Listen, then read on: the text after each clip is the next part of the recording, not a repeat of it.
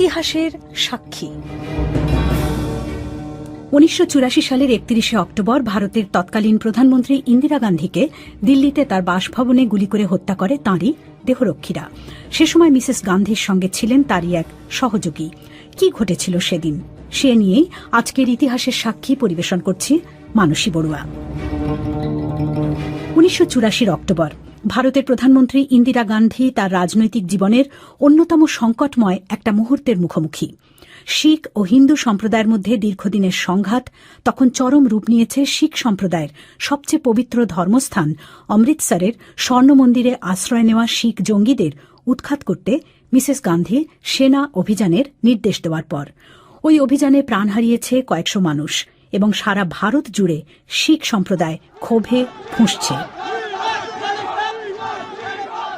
Mrs গান্ধীকে বেশ কয়েকবার হত্যার হুমকি দেওয়া হয়েছে, কিন্তু ভারতের প্রথম মহিলা প্রধানমন্ত্রী সেসব হুমকি সরাসরি উড়িয়ে দিয়েছেন।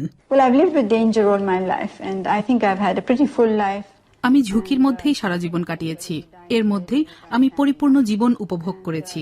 কাজেই বিছানায় শুয়ে ঘুমের মধ্যে আমি মৃত্যুবরণ করলাম না দাঁড়িয়ে থাকা অবস্থায় প্রাণ দিলাম, তাতে আমার কিছু আসে যায় না।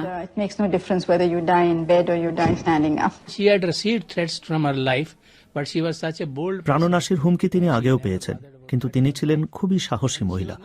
হত্যার হুমকি নিয়ে তিনি মাথা ঘামাতেন না, মোটেও ভয় পেতেন না।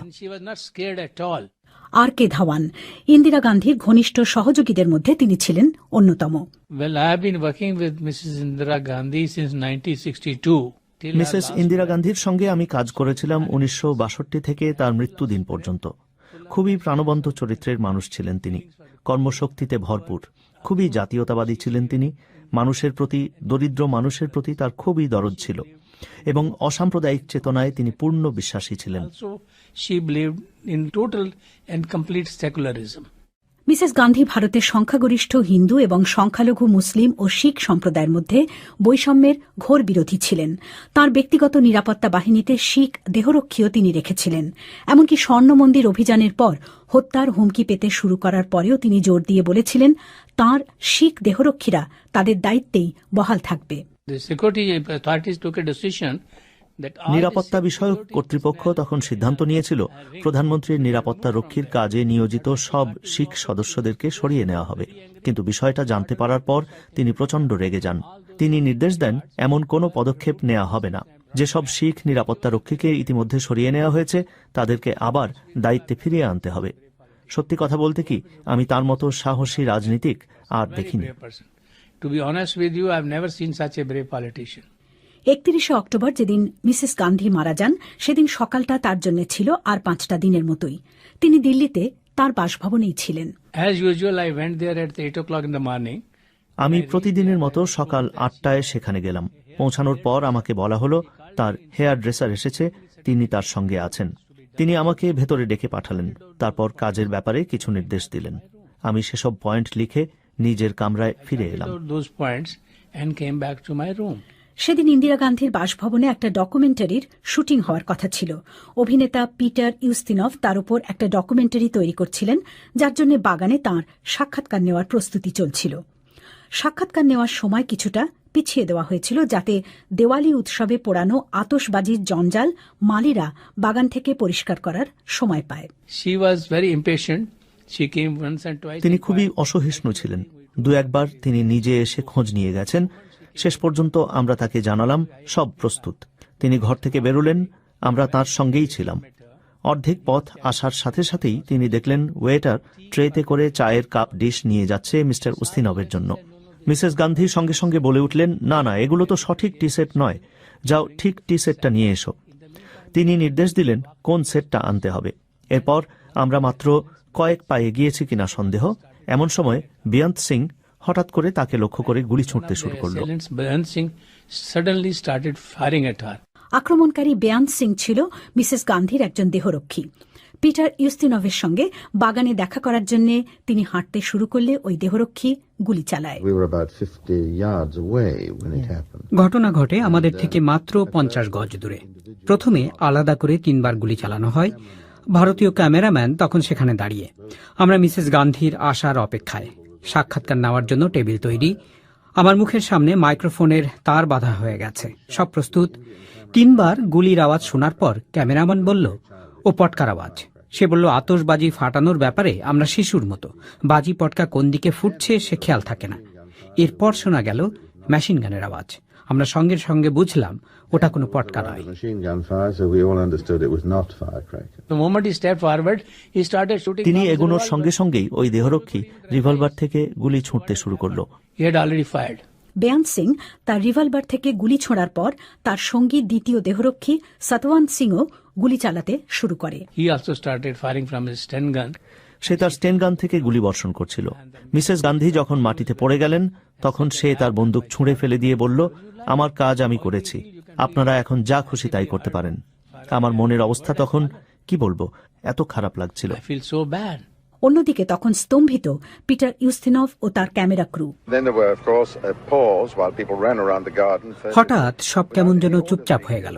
দেখলাম বাগানের মধ্যে সবাই ভয়ে দৌড়াদৌড়ি করছে, কেউ কাউকে নির্দেশ দিচ্ছে না। কেমন যেন একটা ভুতুড়ে পরিবেশ, যেন একটা শব্দবিহীন চলচ্চিত্র, অনেক অ্যাকশন কিন্তু শব্দ নেই। এরপর মুহূর্তেই হঠাৎ শোনা গেল আরও 2টো মেশিন গানের আওয়াজ। ভারতীয় বাহিনীর তিব্বতী কমান্ডারের মেশিন গান। বাগানে আততায়ীদের লক্ষ্য করে এবার সে গুলি চালিয়েছে। দ্রুত বিচার। I think their justice was swift.